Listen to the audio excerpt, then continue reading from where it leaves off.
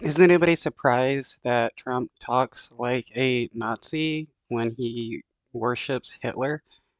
Didn't he say he had like Mein Kampf on his nightstand?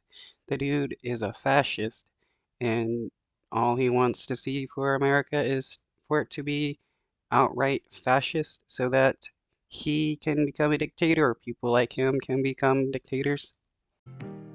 For not the first time this election season, Donald Trump's remarks about those he despises match the weightless, gleeful, dehumanizing style perfected by Nazis and fascists during World War II.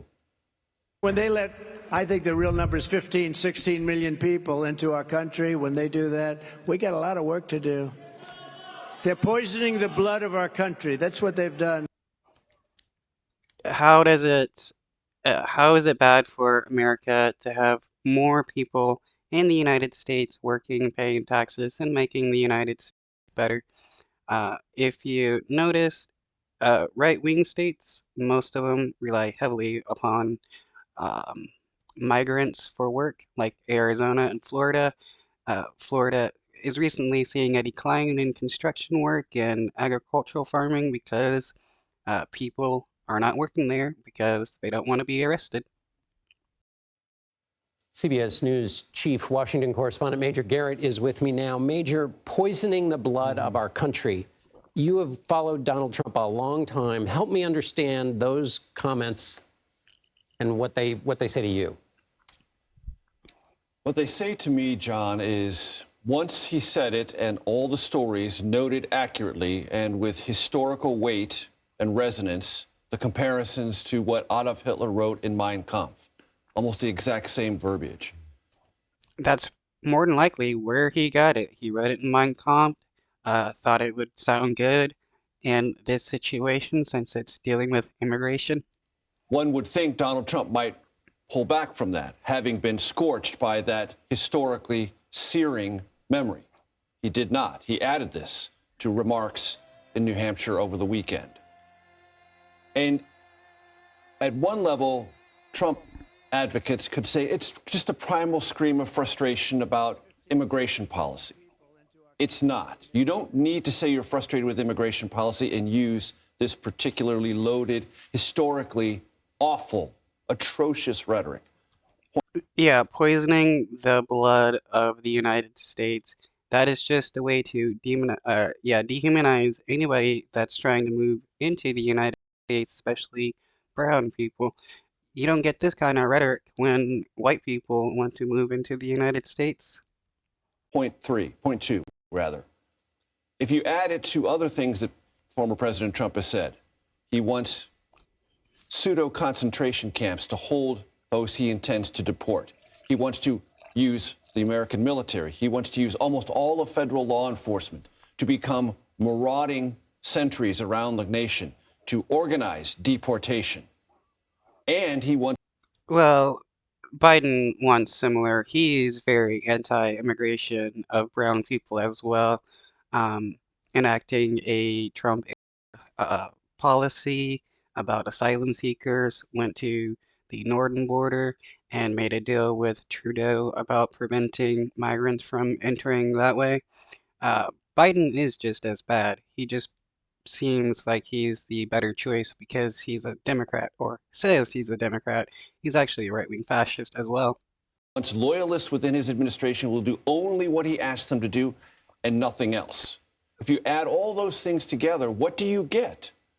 Do you get someone who is faithful to the Constitution and existing federal law, or someone who wants to impose his own will on this country? Well, yeah, Trump has always spoken like a fascist, and he's openly talked about wanting the United States to be a dictatorship. What did he say about the Chinese president once he became president for life? That the United States should do something like that? And how many people of his base supports him becoming king or dictator? Rhetoric suggests what I just said, imposing will, not living within constitutional bounds. And if you don't believe me on that, just recall what happened after the 2020 election, when rhetoric led to manifestly unconstitutional behavior. And also the idea of judging people by the blood in their veins. which is a totality, not a singularity. It is a totality. Yeah, that's definitely fascist talk. These people are bad because they don't look like us or live in our nation. These people are good because they look like me and they support me being a dictator. And if you don't think history has taught us anything about people and leaders who speak in that way, it has. When you use all-encompassing language, guess what? You may not be there at first, but you may end up there second or third. Right. History has taught this lesson over and over again. And as you say, it's not about immigration. There are a lot of people with that same blood who are Americans and who are Yes. nevertheless caught in the net of what he's saying. Why do you think he's pressing this button, given that all the polls show he's coasting basically to his party's nomination? Or do I have it exactly backwards? It's because he's coasting that he can talk like this. Yeah, it's mostly because he knows he has the support that he says this, and he knows people are still going to support him no matter what he says, actually. I mean, he can talk about murdering kids, and people will still support Trump. I think it's because he is coasting. He doesn't feel any constraints within his party. He believes this is a movement entirely of his creation, and he can do with it what he chooses. And he wants those, if he is elected again, to remember that movement and his demand of loyalty.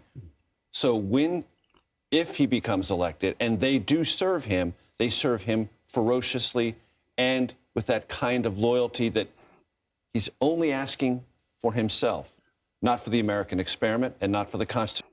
It's not like Trump is loyal to anybody, even though he does want people to take loyalty pledges to him. Like, the moment Trump doesn't find a use for you, throws you underneath the bus. Look at all the people that he now badmouths that he hired to work for him. Constitutional order. Let me ask you about one of his challengers. The super PAC for Ron DeSantis was once seen as a behemoth. Sure. I mean, but a top strategist, the top strategist for that super PAC resigned. What's behind that? It's a story that you and I have seen, John, play out